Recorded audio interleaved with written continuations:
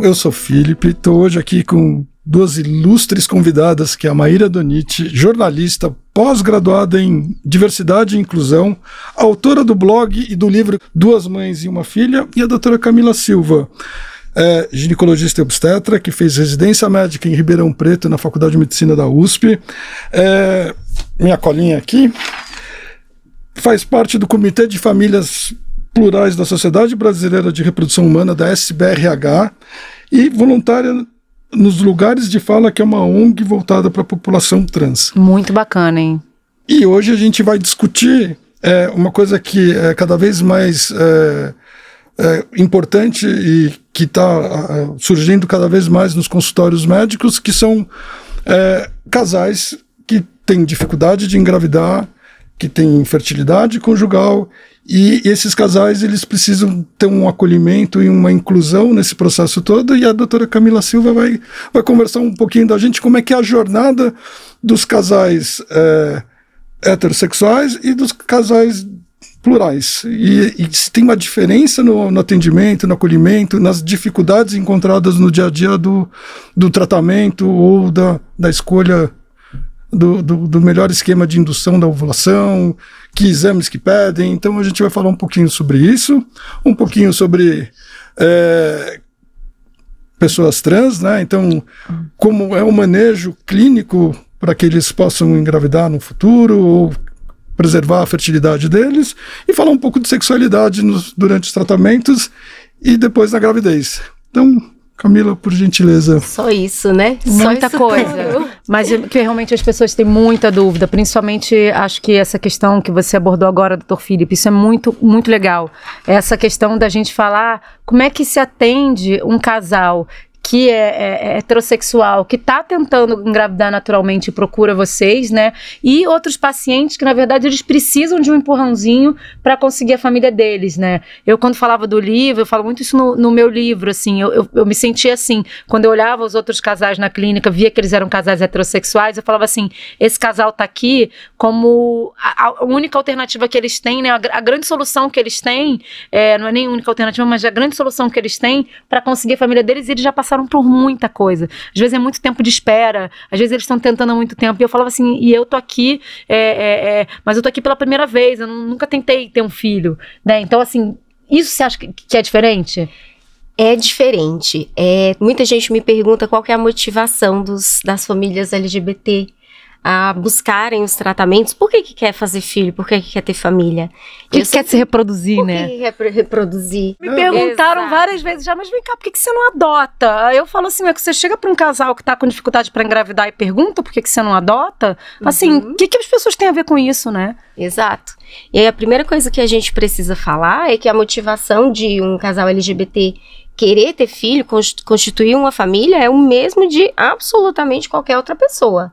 Você não tapa com adoção, você não tapa o desejo de ter um filho por gestação com um pet ou viajando, que são as coisas que as pacientes tentantes escutam muito. E colocando aqui que a adoção é um método completamente, um meio completamente legítimo de constituir uma família, né? Mas extremamente burocrático e complexo no Brasil, né? Cheio de empecilhos. E a questão, assim, eu acho que a gente não deve questionar o processo que uma pessoa resolve ter a sua família, né? Então, quem quer adotar, adota. Quem não quer adotar e quer ter filhos por meios reprodutivos, faz. E é isso que a gente tem que legitimar, né? Que a gente tem que colocar aqui a liberdade das pessoas em poder escolher, né? Exato. E eu acho que aí vem talvez a grande diferença, porque os casais LGBT, quando eles buscam atendimento, muitos às vezes já passaram em outros lugares, às vezes não com alguém da reprodução, mas em uma consulta ginecológica, em uma consulta por um generalista, ou qualquer outro comentário, e às vezes já vem fragilizado. Falta empatia, falta saber abordar. Por exemplo, muito comum, eu como ginecologista, não eu, algum colega, vai atender uma paciente lésbica. Se é lésbica, eu não preciso me preocupar com anticoncepcional, muito menos com planejamento familiar. Quem que vai pensar que aquela pessoa vai querer ter um filho? E precisa ser abordado como para todo mundo. Congelamento de óvulos, se tem desejo de ter filhos ou não, fator idade. É muito comum o casal, principalmente casal feminino, chega no consultório e pensa, talvez, não sei se isso passou com você. Bom, eu não tenho infertilidade, eu preciso de um doador, eu preciso de uma amostra de sêmen para constituir minha família. Né? E a gente esquece que tem impacto da idade, esquece que as técnicas têm as limitações, o que é uma inseminação, o que é uma fertilização, fator de trompa, fator de endometriose, baixa reserva ovariana, e tá absolutamente todo mundo sujeito a ter algum fator que dificulte mais, além do que só a falta do doador. Então, às vezes, as pacientes, elas chegam fragilizadas, às vezes... Você percebe isso, assim? Você já teve casos de pacientes que chegaram lá fragilizadas? Já tive paciente que foi maltratada, já tive paciente que teve tratamento negado, já tive paciente lésbica que o médico falou que não ia fazer o tratamento porque ela era muito bonita e muito jovem e ela ia se arrepender, porque talvez ela não tivesse certa sobre a sexualidade dela. Então, assim, a gente tem de todas as formas, ou muito comum. Tem uma paciente mais feminina, uma paciente mais o que seria masculina.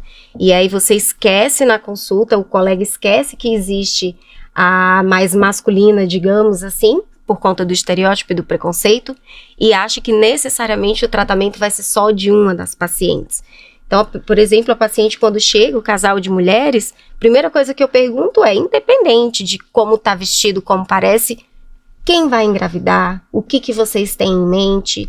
Então, acho que a primeira coisa é deixar a paciente falar, deixar o casal se expressar, ver o que eles já conhecem, o que eles já pesquisaram, porque hoje a gente está na era de redes sociais.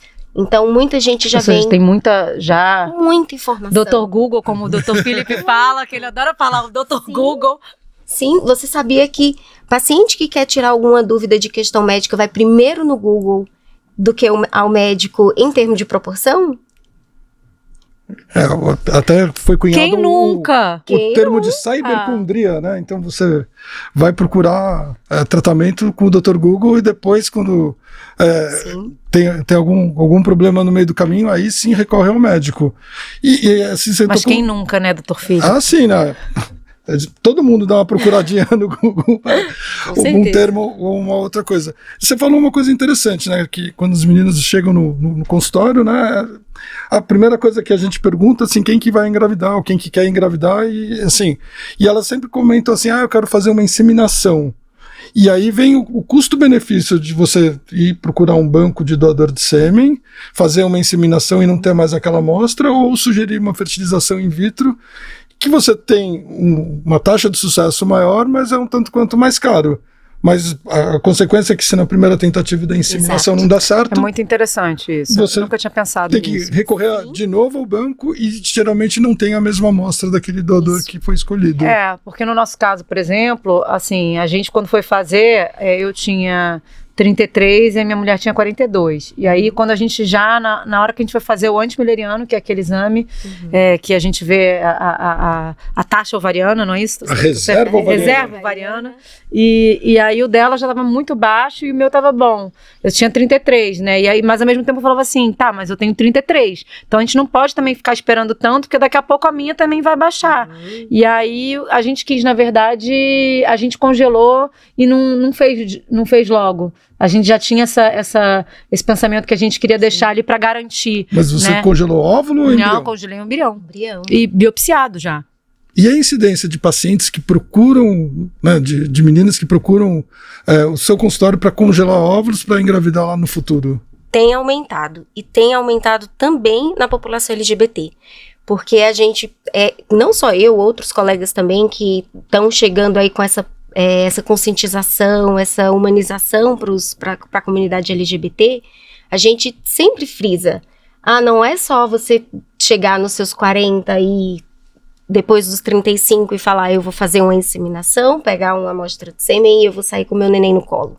Tem todo o impacto da idade também, tem impacto da reserva ovariana. Então, se são pacientes que necessariamente vão passar por algum processo para poder engravidar, seja inseminação ou fertilização, elas precisam ser muito orientadas sobre o impacto da idade, preservação de fertilidade, e a gente vê aumentando cada vez mais aí a busca tanto para congelamento de óvulos quanto para congelamento de embriões.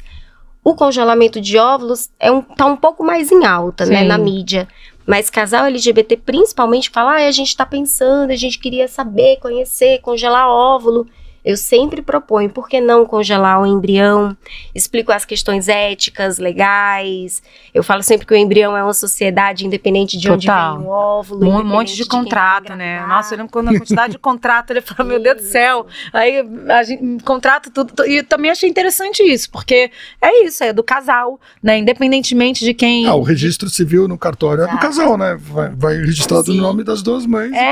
Eu não, assim, isso foi uma coisa que me surpreendeu, mas é uma coisa que é realmente muito correta, porque se você pensar que, sei lá, uma que deu o óvulo, sei lá, se separa depois, ela chegar e falar assim, não, mas o óvulo foi eu que dei, então o embrião é meu. Não, o embrião é das duas, o processo foi das duas, né? Assim como sempre tem alguém que fala, mas quem é a mãe? Isso aí, na primeira... Você já é PhD, sabe que hoje eu até, assim, eu escrevi sobre isso outro dia, assim, hoje em dia eu torço para as pessoas me perguntarem as coisas que elas perguntavam 5 anos atrás, que antigamente eu chorava, não dormia, hoje em dia eu torço, ai, pergunta quem é a mãe, só não pergunta na frente da minha filha, porque é horrível, mas pergunta quem é a mãe, vai, para eu dar aquela resposta. Mas eu achei muito interessante, porque quando o Dr. Felipe me procurou, meses atrás, ele falou justamente isso, assim, ele tinha essa preocupação em fazer isso, exatamente, humanizar, né, incluir. E quando você inclui, para você incluir, você tem que ter mais informação mesmo, porque a gente tem muita coisa enraizada na gente. E a gente fez, no caso, a gente abordou a clínica inteira. Então, assim, as pessoas se preparando para poderem incluir, né? Como é que a gente faz isso? A gente tem que aprender. Essa história que você falou sobre... eu não gosto nem de falar de feminilidade e masculinidade. Eu acho que são estereótipos de feminilidade e de masculinidade, né? Porque o que é o feminino, o que é o masculino? É só a ideia do que a gente tem do que é feminino e masculino. Então uma menina que se veste XYZ é mais masculina? Não, ela só se veste XYZ. Ela continua sendo feminina. Mas eu acho muito interessante isso que você falou, de você olhar para uma que está no estereótipo do seu feminino, essa que vai engravidar, ou essa que vai, o tratamento é nessa. Essa é o pai. Essa aqui vai ser o pai. Tem... Muito, mas a gente só tem que quebrar esse estigma, porque acho que é um processo de educação continuada, né? Isso que a gente está fazendo aqui, acho que é extremamente importante trazer a sua percepção como médica, a sua percepção não só como jornalista, mas como paciente que o foi, e a gente que está aqui aprendendo a atender um público diferente, que tem as mesmas demandas do que todas as pessoas que vão procurar tratamento. Então talvez as pessoas que procurem tratamento, elas têm as suas dificuldades, mas as pessoas plurais, elas também com certeza. Tem umas dificuldades de busca de banco de sêmen, de óvulo, no caso muitas decisões para tomar, né? A gente tem uma legislação ainda um pouco engessada para a cessão temporária de útero, né? Então, e aí a pergunta vai assim, e o manejo desses casais é diferente dos casais heterossexuais? Muito interessante isso que ela falou, e é o que você estava falando. Eu não tinha pensado assim com tanta clareza, né, que essa história que é isso, assim, o casal heterossexual que está lá certamente está passando por suas dificuldades, e o casal diverso, a pessoa que é solo, que está lá, também tem as suas fragilidades, né, de todo um sistema que não as acolhe. Então, realmente, essa questão do manejo é diferente, né? É diferente.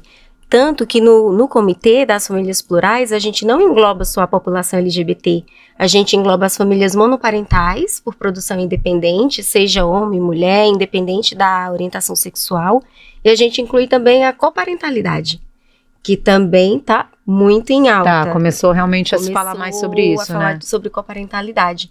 E eu acho que a abordagem, às vezes, é isso. Parece uma bobeira, mas é você ter empatia.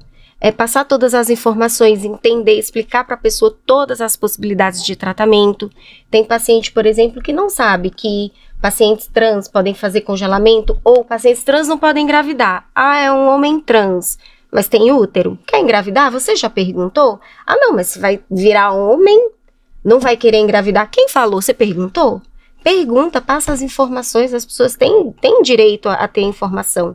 Eu já tive paciente, por exemplo, que falou, eu vou engravidar, eu vou fazer o tratamento, vai ser tudo comigo, os meus óvulos, e etc. Um homem trans? Uma mulher cis lésbica. Sim. E aí eu falei, e o sêmen? Tô vendo o banco, e vocês já pensaram em doação parental? Mas pode? Não, porque eu já passei em várias pessoas, ninguém me falou que podia. Mudou na última alteração das normas do CFM, agora pode doação entre parente até 4º grau. Então, a minha função não é julgar, é passar a informação e deixar o paciente ou a paciente bem livre, com todas as informações para ela poder tomar aquela decisão. Não sou eu que tenho que chegar, mas eu acho, mas não importa o que eu acho. O que interessa é o que a pessoa que está na minha frente, que está buscando ajuda, importa, o que interessa para ela. O Dr. Felipe, a gente estava conversando outro dia, eu e você, né, sobre isso, sobre pacientes trans e a importância da preservação da fertilidade, sobretudo quando eles estão tomando hormônio, né? Eu queria que a gente falasse um pouquinho sobre isso, assim, vocês já começaram a receber na clínica agora mais pacientes, A gente né? teve a primeira experiência com uma menina trans que nos procurou para preservar espermatozoides. Então isso foi uma coisa muito legal, porque por mais que a gente esteja preparado, assim, a gente fez palestra, seminário, curso, treinamento, mas lidar com o paciente ao vivo e a cores é uma outra dinâmica. É isso, você quer acolher e a gente tem que começar a mudar, mas é isso. E foi muito interessante porque ela nos procurou, nos abordou e falou, eu quero fazer assim, desse jeito assim, porque eu estou me mudando e foi muito legal porque a gente acabou aprendendo também de como lidar com as angústias e expectativas, né? E aí entra a parte dos hormônios, né? Porque ela teve que parar de tomar hormônio para poder voltar a produzir espermatozoides e depois vai continuar o seu tratamento. Então, esse manejo hormonal que é extremamente importante e tem que ser conduzido por um especialista. Como é que é isso, Camila? Olha, eu falo que se a informação é escassa sobre saúde reprodutiva para casais heterossexuais, para a comunidade LGBT, ela quase não existe. Para a população trans em especial, ela é muito, muito, muito, muito reduzida. Mas a gente também tem mudado isso, tem batalhado. Assim, eu tenho 30 anos de formado, eu já vi médicos falando as coisas mais legais do mundo e as coisas mais estapafúrdias do mundo também. Eu acredito que a geração que está vindo, ela tem uma outra cabeça, tem uma outra formação, não só científica, mas humana, e consegue lidar com essas diversidades de uma maneira muito mais acolhedora enfim, né, de orientar, de trazer para dentro do núcleo do consultório. E isso é uma verdade, né? Que assim... Tem mudado. A diretriz do CFM mudou ano passado de novo, né? A gente teve uma alteração. Foi final de 2022, junto com a nova lei, a nova RDC 771. Exatamente, mudou a RDC. Traduz, doutor Felipe. Vamos lá.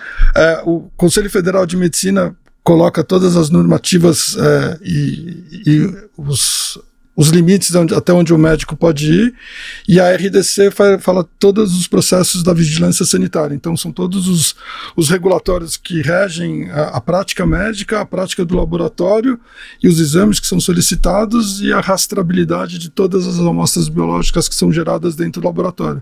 Então isso mudou o ano passado de uma maneira bem interessante, né? Então hoje você tem um pouco mais de flexibilidade para determinados tratamentos e está amarrado para outros tratamentos. Tipo o quê, por exemplo? O que você achou bom que mudou? A parte de ovudação, né? Essa parte que você pode doar para sua irmã, para sua prima, para sua tia, até ou ao 4º grau, contrário. né?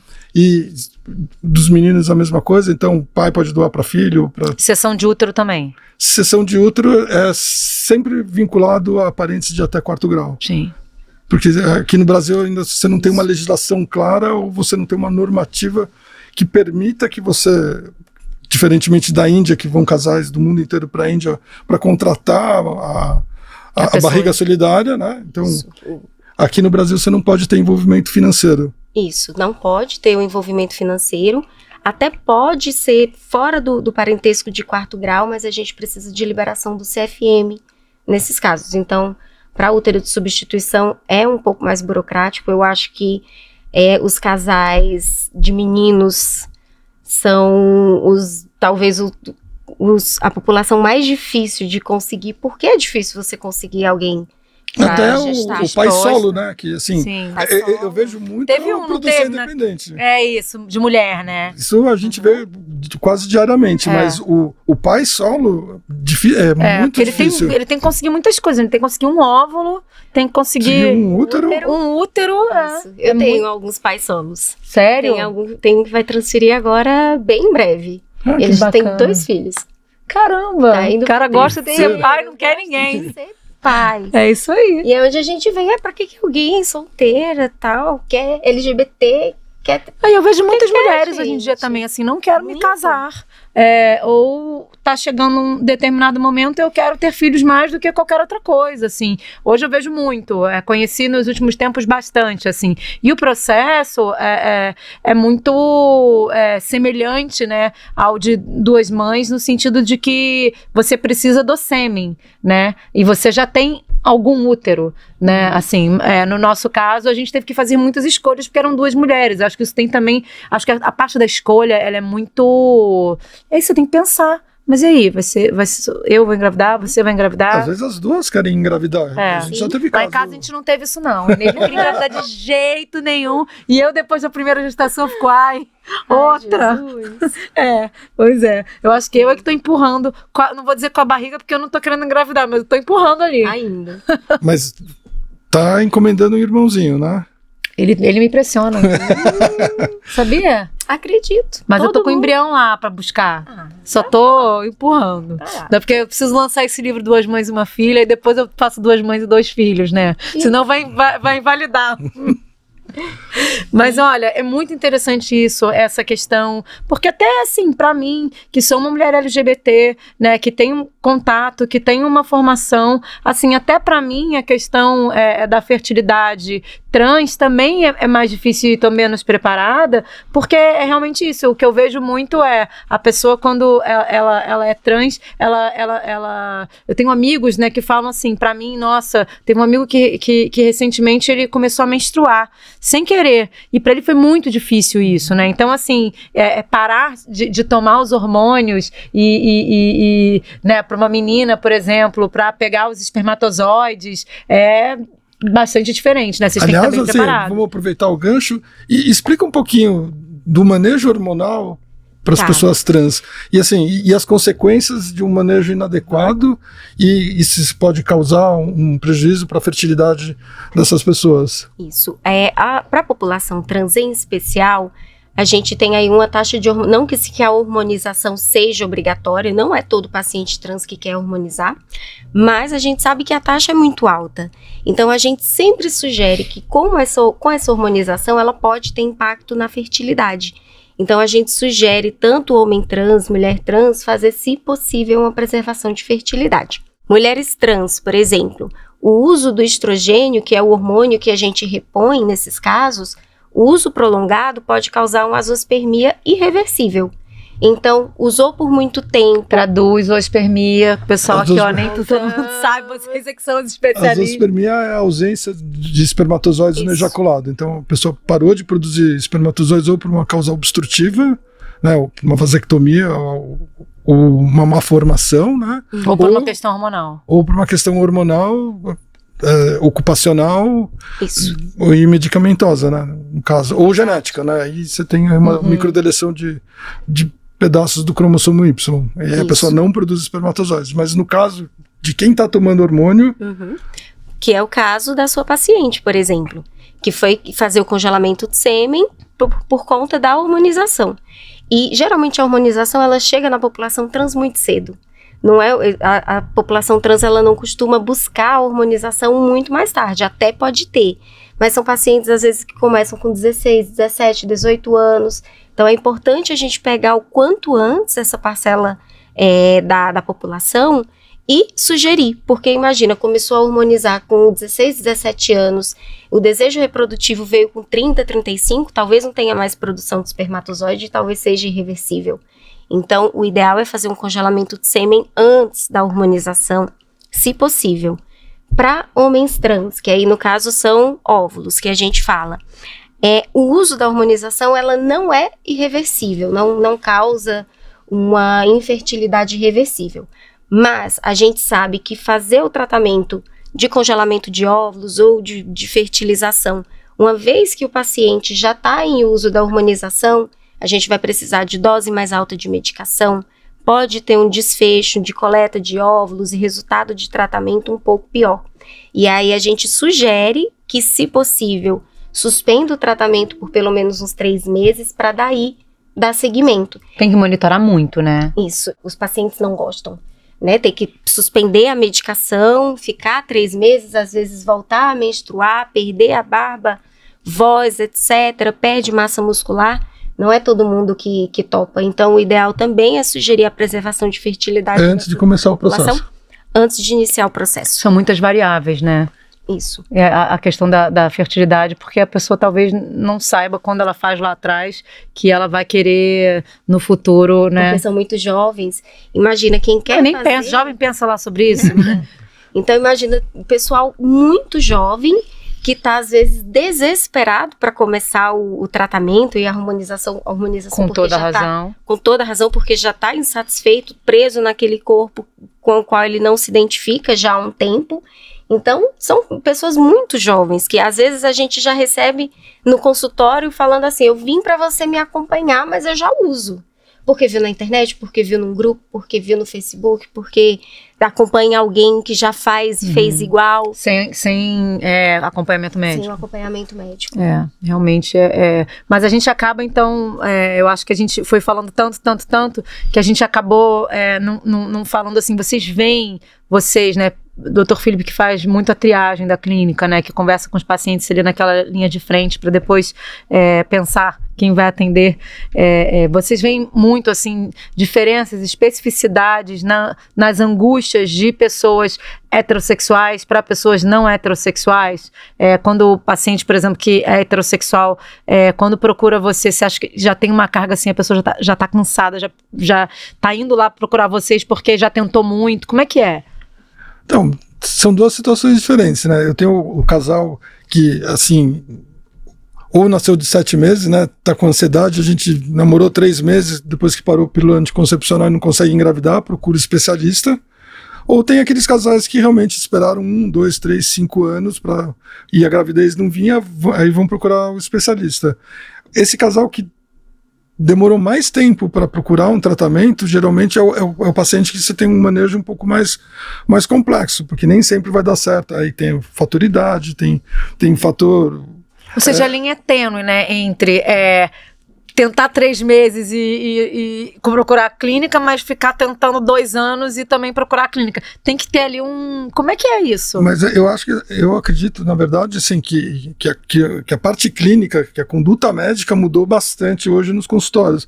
Antigamente, os pacientes que não conseguiam engravidar, o médico dava Clomid, vai tentando, e passava... Clomid é um indutor da ovulação. Sim. E aí o casal passava anos tentando uma gravidez porque o médico não queria encaminhar pro especialista, ou realmente porque no escopo dele ele não se ateve que aquela paciente ia passar da idade para engravidar. Não que depois dos 40 você não consiga engravidar espontaneamente ou com tratamento, mas essa percepção, graças a Deus, mudou bastante nos últimos 5, 6 anos, assim, que é essa minha percepção. Que eu falo brincando que eu estou no meio do caminho, dos que estão vindo e dos que estão indo. Mas está super se reciclando. A gente não estaria aqui se não fosse por isso, né, doutor Felipe? Com certeza. Isso é muito bom, assim, muito eu vejo como que isso é importante, porque é isso, quando você acaba virando um canal ali para as pessoas falarem, né, e essas histórias que você conta, assim, acho que esse do médico falou, você é muito jovem, você vai mudar de ideia, nunca tinha ouvido, mas eu já tinha ouvido muitas coisas, assim, de muito despreparo mesmo, e até, acho que a gente já conversou sobre isso, né, antigamente tinha médico que não se sentia nem confortável para atender, né, pessoas que não eram heterossexuais, né, e acabava encaminhando para outro colega, não me sinto confortável, e empurrava o paciente, o casal para outro tudo desinformação, assim, no Congresso Brasileiro agora, desse mês, né, mês passado, esse mês, agora há 15 foi dias. Todo mundo, né? Por isso você tá assim bronzeado, né, que você foi para Aracaju. E passear na praia, né? A gente teve uma parte específica falando sobre reprodução da população trans, na comunidade LGBT. Então, são coisas que há um tempo atrás a gente não via. A alteração da diretriz do CFM ano passado incluiu tratamento em pacientes trans, que não tinha. Não se fazia? Se fazia, mas ele não estava escrito que a gente engloba e a gente abraça essa população. Então isso é muito legal, né, incluir, e é uma coisa que foi discutido no Congresso, não adianta nadar contra o fluxo.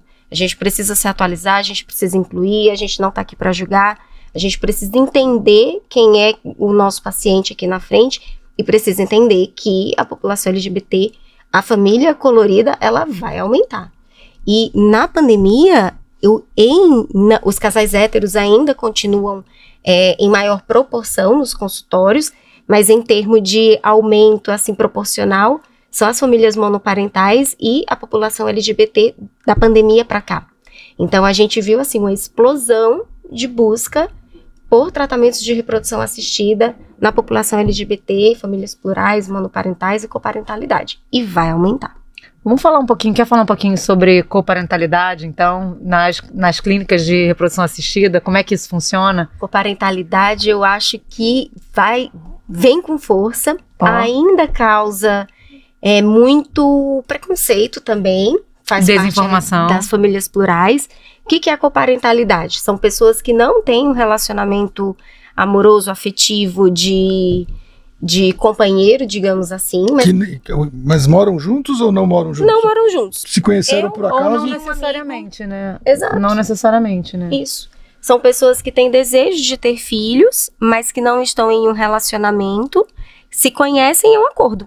E combinam, vamos fazer um filho juntos e vamos criar aquela criança. Juntos? Juntos. Tem grupo de Facebook. Tem grupo de Facebook para as pessoas se conhecerem. Porque eles conversam por um longo tempo, não necessariamente uma pessoa que você já conhece. São pessoas, às vezes, que buscam outras pessoas, conhecem, fazem 1, 2, 3 anos, vão na casa da outra pessoa, desenham toda a linha familiar, onde você mora, quanto tempo fica comigo, quanto tempo fica com você, alinha toda a perspectiva, e ali eles partem, muitas vezes buscam tratamentos de reprodução com esse fim. Vamos fazer um filho e a gente vai ter um filho. Então a gente tem que pensar em mudar um termo de consentimento. Aliás, formatar um termo de consentimento para que aí não é casal, por exemplo. Não é casal. Não é casal, mas se apresenta como um casal. Ou às vezes pode ser trisal também. Mas no Brasil, as famílias, as não mono ou biparentais, elas não são reconhecidas. Então, se fosse uma família de 3 pessoas, por exemplo... Mas eu acho que já tem jurisprudência. Tem jurisprudência, mas precisa ser judicial. Sim. Então você precisa entrar com uma liminar para registrar a criança... uma terceira pessoa. E fazer um casamento a 3. Incluir uma terceira pessoa, mas a coparentalidade não precisa. Assim, por exemplo, como não precisa... O casal LGBT não precisa ser casado ou trazer nenhuma dúvida que muito comum. Precisa sim. Não precisa.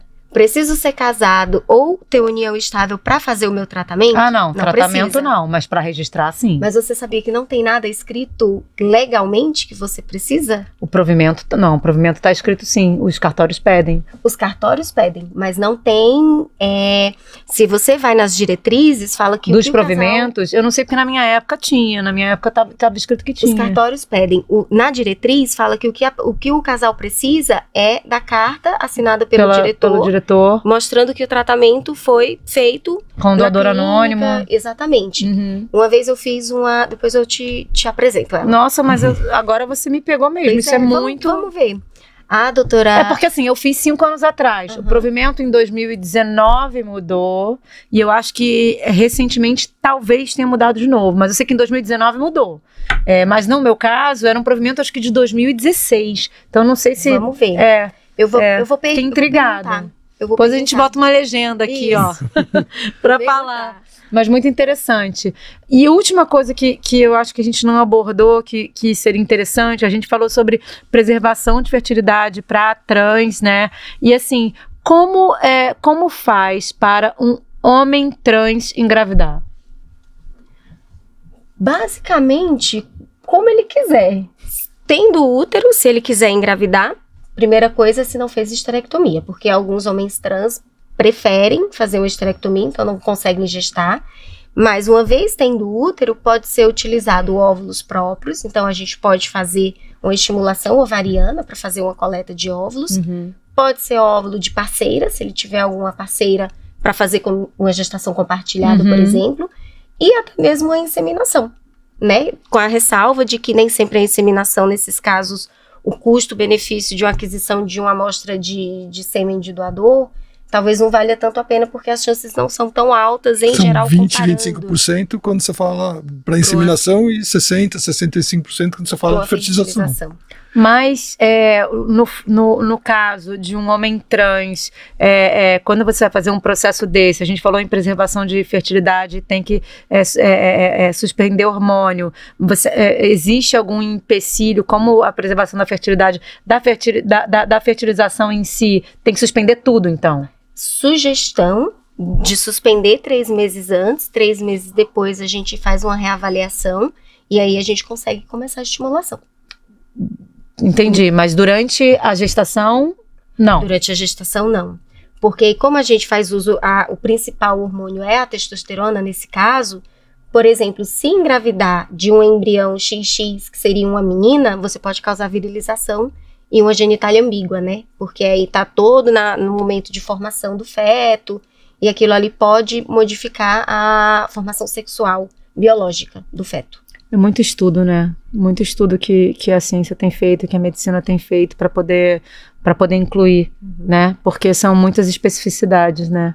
E são muitas particularidades também. Aí eu vou aproveitar o gancho também, inseminação caseira, né? Vamos martelar, que a gente sempre martela nesse tema. Sim. Mas assim, outro dia eu atendi um casal de 2 meninas e elas falaram, não, a gente procurou esses grupos onde são oferecidos inseminadores, né? E eu falei, não, pode parar, que isso é um negócio que é extremamente perigoso, né? Juridicamente pode dar um problema sério quando a criança nascer, né? Porque às vezes o pai resolve querer a guarda da criança e isso pode dar uma confusão danada. No caso, o doador, né, que chega ali e resolve dar o sêmen dele, né? A gente tem visto muitas discussões até sobre isso. Tem muitos casais com os quais eu me conectei na internet que realmente falam, eu não tinha como, porque eu não tinha dinheiro nenhum. Sim. Assim, queria muito ter essa possibilidade, etc. E por isso até a gente tem conversado. Toda vez que a gente vai gravar, né, doutor Felipe, a gente tem conversado, né? Que a clínica mesmo estuda a viabilidade de... A gente oferece um planejamento financeiro para esses casais, né? Então, vamos explicar que você pode pagar em X vezes ou vai fazendo uma poupancinha da fertilidade até juntar todo o montante do tratamento e aí acaba sendo feito o tratamento, né? Então a gente também está buscando soluções, porque é um problema, né? Acho que nós como profissionais da área de saúde temos que achar uma solução que seja viável e boa para todo mundo e tentar fazer o melhor para esses casais. Sim. E orientar, né? Assim, eu falo brincando, né? Que nem a OAB, procure um advogado. Acho que antes de mais nada, se você quer fazer algum tipo de tratamento, algum tipo de procedimento, procure um bom profissional da área de saúde para te assistir. Isso. Mas no caso dessas meninas que te procuraram, elas estavam pensando em fazer uma inseminação caseira? Elas estavam, e aí a gente conversando, eu fui mostrando os riscos, né, inclusive de doenças sexualmente transmissíveis, porque as amostras não são tratadas, você não tem o background do doador quanto se tem doenças pré-existentes na família, enfim, então tem todo um aspecto importante que tem que ser levado em consideração. Isso. Eu acho que a maior motivação da inseminação caseira ainda é o custo e a acessibilidade dos tratamentos, e eu acho super válido. E eu aprendi com uma paciente uma vez que me buscou porque fez várias inseminações caseiras e não engravidou, e aí ela decidiu ir para a FIV. Ela era muito resistente com o banco de sêmen por desinformação. Eu conversei várias vezes, até que em uma consulta ela me falou. Ela falou, eu trabalho na área da saúde e eu acho que todo mundo tem direito de saber sua origem biológica. Então, o doador não é pai, mas eu quero que exista um rosto, se o meu filho precisar de um dia... Ter essa materialização, exatamente. Né? E aí... Mas tem muitos bancos que dão essa possibilidade, né? Exato. Os americanos... Não sabiam?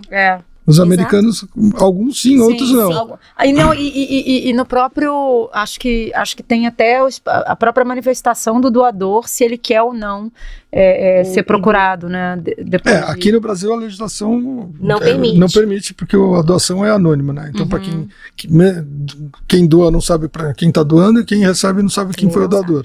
E aí acho que o único elo nessa história toda é a clínica e o médico.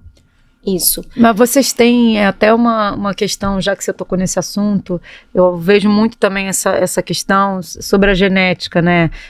Com o papel de vocês, que é tão importante na hora dessa decisão, no caso, um casal de mulheres, mas para pessoas heterossexuais que precisam de ovodoação, de espermodoação, pessoas solo, produção independente, assim, a gente tem um apego muito grande com a questão genética, né? E assim, queria saber de vocês, assim, como é que vocês fazem? Tem que ser muito sensível para fazer com que a pessoa entenda, né? Que assim, não existe um grau de parentesco se ela não quiser, né? Eu vejo que nem sempre quem põe no mundo a criança vai ter o papel de pai e mãe. Eu acho que é quem cria essa criança, quem dá educação, amor, carinho, enfim, e ensina e dá bons exemplos. Então, nesse sentido, eu acho que genética pouco importa. Óbvio que hoje você tem casais que são relutantes, inclusive, para doar embriões excedentes. Já engravidaram, eles preferem descartar os embriões do que doar esses embriões. Então, casais que têm embriões excedentes, por favor, doem para gente, que casais que querem adotar esses embriões vão ficar super felizes. Essas crianças, quando nascerem, vão fazer um bem para a sociedade muito grande, porque vão ser bem educadas. Exato. O maternar e o paternar, ele é muito além da genética, né? Com certeza. E tem sido, eu acho que tem os grupos de apoio de tentantes, pacientes, ele tem vindo muito, muito favorável para a questão, para conscientização sobre doação de gametas, doação de embriões. Tá bem na mídia. Viviane Araújo, por exemplo, uma pessoa que foi na TV, horário nobre, e falou: fiz tratamento com óvulos doados. Aquilo ali eu falei, eu não acredito que ela vai falar. Que bom, né? Porque ela falou... Isso é um tabu, né? Vai desmistificando. Desmistifica. Então tem muita gente hoje em dia nesse trabalho. Isso é um tabu social, realmente. Sim. As pessoas são obcecadas com essa coisa de parece. Eu vejo pessoas com a minha mulher, assim, elas gostam de falar que a Antônia parece com ela, pra dar, olha, tô legitimando aqui o seu grau de parentesco, entendeu? E não precisa, gente, tá tudo bem. Minha filha é até mais ligada, sabe? A outra mãe. Mas o ambiente, ele também causa algumas alterações importantes na genética. Então, a tal da epigenética, né? Então isso é extremamente legal para casais que recebem óvulos ou que recebem espermatozoides, enfim. Então eu vejo sempre com bons olhos. Eu sou suspeito porque eu gosto muito dessa área de não só do tratamento em si, mas do resultado final. Sim, às vezes quer que todo mundo doe, sai doando seu excedente, vamos fazer filho por aí, né? Mas muita gente apegada ao DNA, a primeira coisa que eu falo, eu pergunto: você sabe quanto do nosso DNA é igual e é diferente? Você sabe? Não sei. 99% do nosso DNA é igual. Inclusive do chimpanzé. Então eu falo, é 1% que vai dar característica, que vai herdar uma doença ou não. Entra a epigenética nesse 1%, ainda modulando a genética, que é o meio ambiente modulando os genes. Então, e depois disso tudo vem o gestar e a maternidade, que é infinitamente além da genética. Olha, o que eu posso dizer, vou até olhar para aquela câmera ali para dizer, mas assim, na nossa casa isso não faz a menor diferença. Pelo contrário, acho que não tem um único dia assim que seja uma questão que a gente pense nisso, assim, não é uma coisa que faz parte do nosso dia a dia. Hoje eu vejo, né, quando eu fui revisitar as coisas que eu escrevi lá atrás, assim, como que várias coisas eram tão imensas, sabe, para mim naquele momento, as decisões que a gente tomava, os exames que demoravam, e aí ia fazer uma ultra, ia lá vários dias, e o tamanho do óvulo, e tá fazendo óvulo, não sei o quê. Gente, isso fica tudo pra trás, sabe? Isso pra mim, eu acho que hoje quando eu olho, eu falo isso, o que parecia uma coisa tão focal, assim, na nossa existência, sabe? O que fica hoje é a nossa família, é o que a gente construiu, sabe? É essa decisão de vai ter ou não outro filho, mas assim, eu só tenho a agradecer a ciência mesmo que possibilitou que a gente tivesse uma filha, porque a melhor coisa que que eu tenho na minha vida é a minha família, assim, e que isso fica para trás, pouco importa. Bora. Muito Que bem. lindo.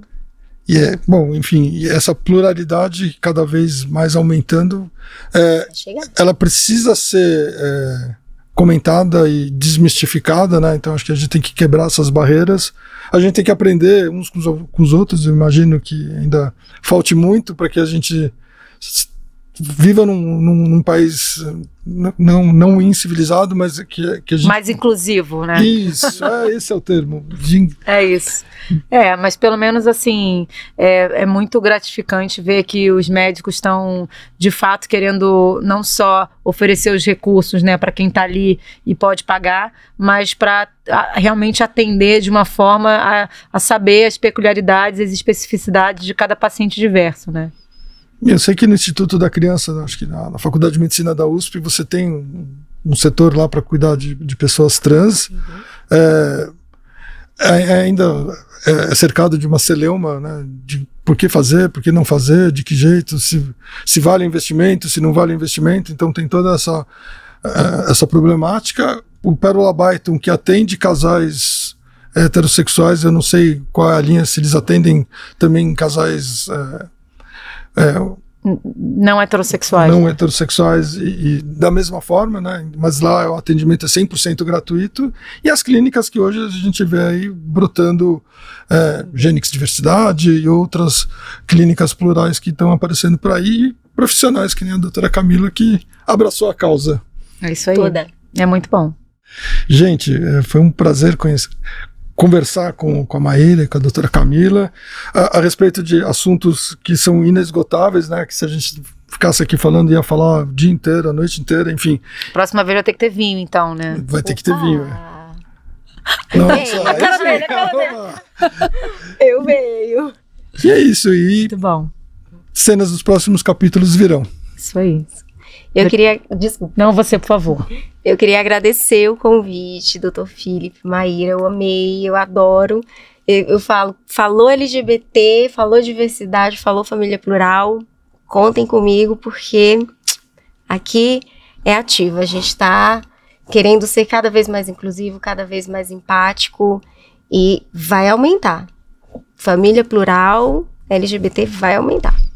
É isso aí. E para mim é sempre um prazer, porque a gente está aumentando mais a informação para quem está buscando, e para quem está buscando porque quer, né? LGBTs que querem fazer reprodução assistida ou preservação de fertilidade, mas também para médicos que assistem, para as pessoas poderem se informar também. Então eu também agradeço muito. Muito obrigado.